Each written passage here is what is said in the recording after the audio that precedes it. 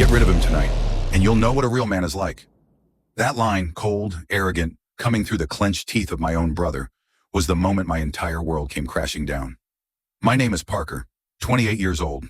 I work at a small mechanical plant, a life that's nothing special, but it's stable. I don't have much, but what I do have, I cherish. A 2-bedroom apartment, an old Hyundai, and a girlfriend named Sienna, who I thought was the light in my otherwise dull life. Then there's Damien, my older brother, 32 years old, the golden child of the family. Tall, handsome, works in sales, drives a company car, and has a smile that either makes people swoon or want to punch him in the face. For me, it's always been the latter. But still, he's my brother. That is, until last Thursday afternoon. I finished my shift early because the machines were acting up. I texted Sienna, "I'm home early, around 4 p.m. No reply, which was normal since she often mentioned her phone had issues.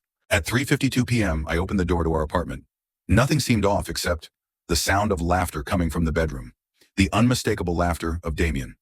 I froze in the doorway of the bedroom, the door slightly ajar. I heard their conversation clearly.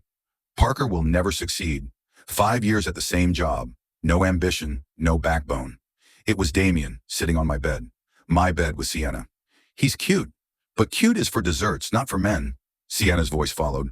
Calm, cold, as if she were discussing an object, not a person. I pushed the door open. They both turned to me. No shock, no embarrassment, just annoyance at being interrupted. Damien was leaning back against the headboard with his arms crossed, and Sienna sat beside him, legs crossed, an annoyed look on her face. "What the hell is going on here?" I asked, my voice trembling with anger. Damien shrugged. "I thought you were working the evening shift. We're just talking." "Talking? About how I'm a failure?" I shouted. Sienna stood up, crossed her arms. "Parker, this isn't working anymore. There's nothing left to hold on to." I stared at her. 18 months of love torn apart like a crumpled piece of paper. "And you're having this conversation with my brother, instead of me?" Damien stepped forward, placing a hand on my shoulder. "Hey, don't make a scene. You should be grateful she hasn't left yet. She needs a real man." I shoved his hand off, yelling, "Get out of my house!" Sienna smirked. "Actually, this is my house too, and you're the one who should leave." My heart felt like it was being crushed. I asked, "How long has this been going on?" Sienna wouldn't look me in the eye. "Nothing's happened yet. Not yet, but..." Damien cut her off. "There's nothing to hide. She deserves more than a third-shift worker like you." I didn't fight back. I didn't curse. I just quietly gathered what little self-respect was left, threw it in the trash bag Sienna handed me, and walked away from their mocking laughter. That night, I drove aimlessly around the city. My best friend Mike let me crash at his place for the night. The next day, I rented a room at a Motel 6, where I'm typing this now at 3:47 a.m. Among the mess of bags, I found an old iPad. And once again, my world exploded.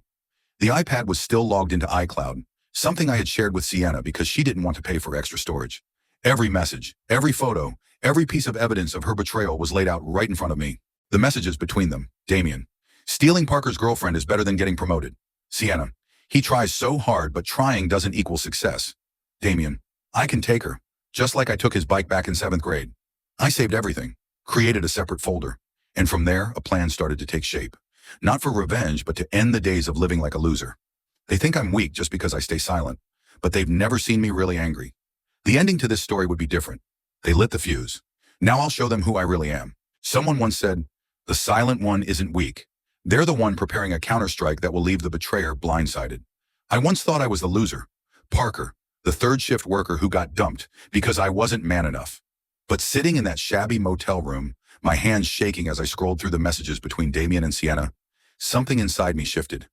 No more pain, no more anger, just cold focus from someone who decided to clean up the wreckage of their life with the fire of justice.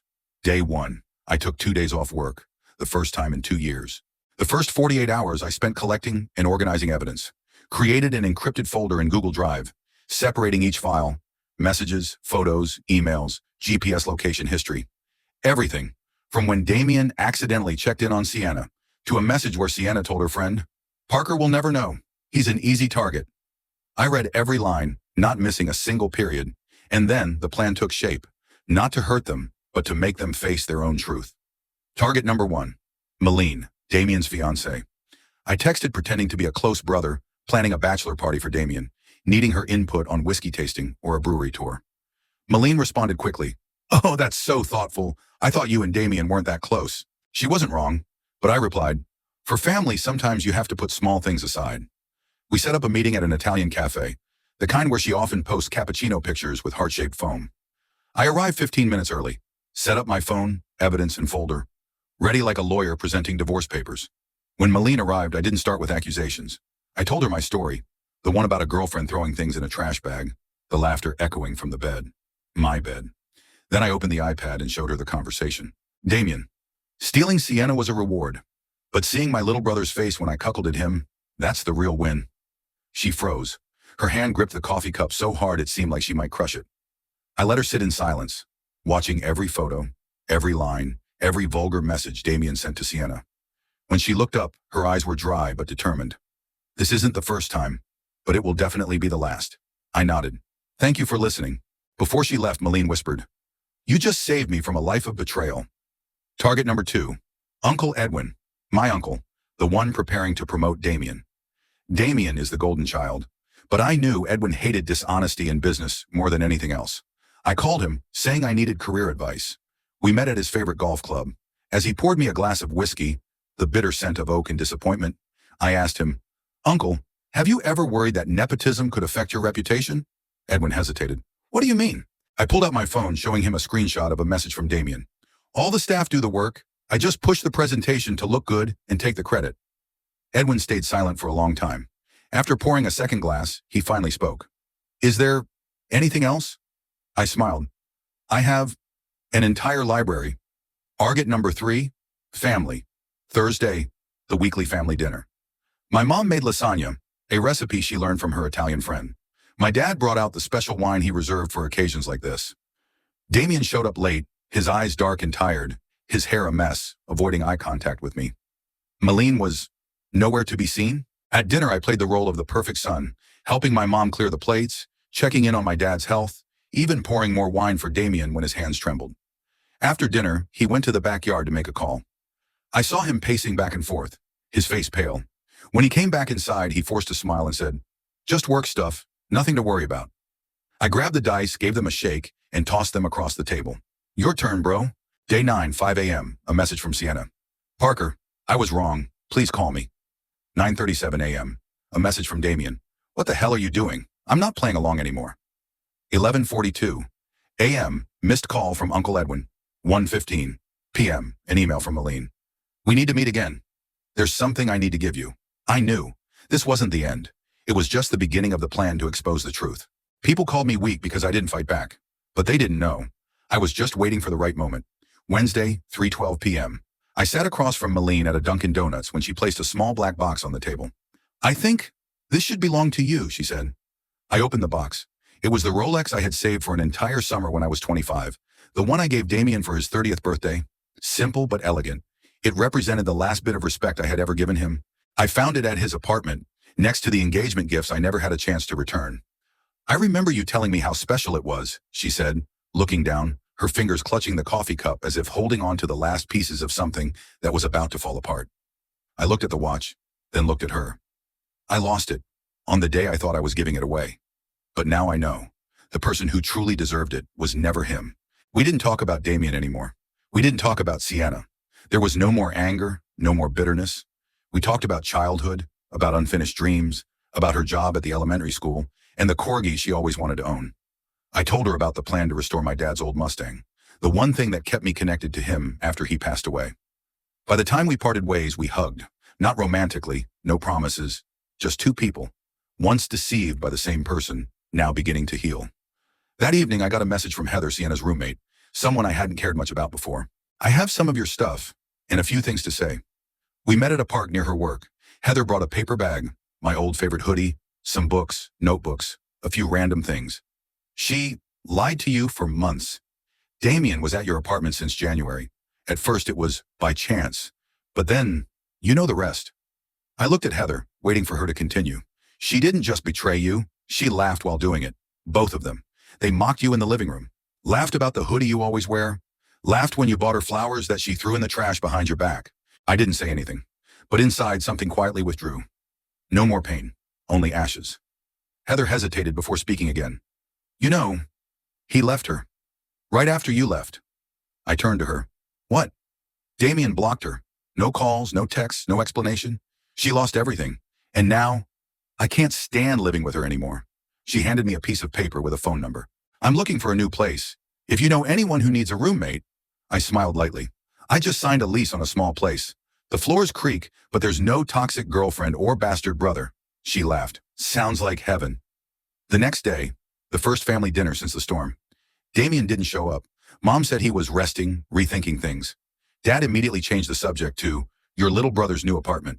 I smiled and talked about the new place. Small, old, but mine. For the first time in 28 years, I saw Mom look at me differently. No pity, but recognition. We failed both of you. One spoiled to the point of ruin, the other neglected for too long. I didn't know how to respond. I just nodded and kept eating my pie. As I was about to leave, Dad handed me an envelope. Inside was cash, enough to buy a new dining set and a bed. It's not from me. It's a late apology. I tried to give it back. Dad shook his head. You're not a weak child. You're just the child who was never listened to the right way. This morning I opened my phone. The last message from Sienna before I blocked her number. I know you won't forgive me. I won't either. But I just want to say, I lost something truly important. Not Damien, but you. I'll have to live with that. Forever. I read that message. No anger, no joy, nothing at all. 18 months of feelings. Vanished, leaving just an empty line. I hit block contact and closed the phone. Outside the balcony, the sunlight flooded into my new apartment. The coffee was brewing, and life was starting to return. I don't know when I'll love again. I don't know if I'll trust anyone anymore. But I know one thing. I'm not the weakling they thought I was, and this time, I won. Monday, 9 a.m., Uncle Edwin's office. The room was the same, the smell of leather from the old sofa, the sharp citrus from the expensive air purifier. But there was one thing that had changed. Damien's place. I sat across from him. On the desk, a printed financial report from the accounting team, pages filled with numbers and blurry entries, small but persistent violations, enough to destroy the ideal profile he had once proudly presented to the board. You know, Parker, Uncle sighed, his voice hoarse. I always thought Damien was the one who'd take over running this branch, but now I'm not so sure. I stayed quiet, not because I was happy, but because something inside me had died with this disappointment, the longing to be recognized by him. That afternoon, a message from Malene. Do you want to grab coffee? I have something to return. We met at a Dunkin' near her work. No engagement ring, no confused gaze. Malene today was a woman who'd weathered the storm and still stood strong. She handed me a small box. I opened it. It was the Rolex from years ago, the one I had bought for Damien with an entire summer of working 2 jobs. She placed it in my hands gently. It never belonged to him. It belongs to someone who knows how to appreciate it, not someone who treats everything like a trophy. I smiled. Not bitterly, not sarcastically. Just for the first time in years, I felt a weight lift from my heart. That night, Heather texted me again. She had a few of my things I'd forgotten. Random items, an old book, some headphones, the hoodie I used to wear that Sienna once mocked as basic. But what was more memorable was the short conversation we had at the park. Heather explained. Damien had blocked Sienna right after I left. To him, she was just a test, a cruel game to prove he could take anything from me, even the woman I loved. She cried the whole time. She said you were the only one who truly loved her. I didn't respond. I just asked one question. Did she ever cry when she threw my things into the trash? Heather didn't have an answer. She lowered her head and handed me a piece of paper, a phone number. I'm looking for a new place. If you know anyone who needs a roommate. I smiled lightly. I just signed a lease for a small apartment. The floor creaks, but there's no bad girlfriend or shady brother-in-law. She laughed. Sounds like paradise. The next day, the first family dinner since the storm. Damien didn't show up. Mom said he was resting, while Dad quickly changed the subject when I mentioned Uncle Edwin. But for the first time, no one defended him. No one talked about me like I was in his shadow. We failed, Mom said after dinner. We let you grow up in such a big shadow and never asked what you needed. I didn't know how to respond. Some wounds can't be healed with just an apology. But knowing that, in the end, I was finally heard. That was enough. That night before bed, I read the last message from Sienna. I know you'll never forgive me. I won't either. But you were the only real thing I had in my life. Damien never loved me. He just wanted to hurt you. I was just the means, and I let that happen. I read it without feeling anger. No joy. Just peace. I had let go. Not because I was stronger, but because I didn't want to hold on to something unworthy anymore. I hit block contact. Today, I'm sitting in my new apartment. Creaky floors, slow hot water, and soft lighting from an old lamp. But everything here is mine. No betrayal, no pretense. I hung the Rolex on the wall. A reminder, Some things may seem precious, but then you realize real value lies elsewhere, in honesty, in self-respect, in the ability to let go. I'm no longer in Damien's shadow. I'm not the one thrown into the trash. I'm not the unambitious guy they called me. I am me, and for the first time in my life, I feel enough. If you've ever been underestimated, betrayed, fallen to rock bottom, and had to climb back up, you're not alone. This channel is where we share stories of falling and how to rise stronger than ever. Don't forget to hit follow, like the video if you see yourself in this story, and share it if you think someone needs to hear this right now. And if you have a story that needs to be told, leave a comment or inbox me. I'm here to listen, and if you want, I'll tell it like the most memorable memoir of your life. Thank you for listening.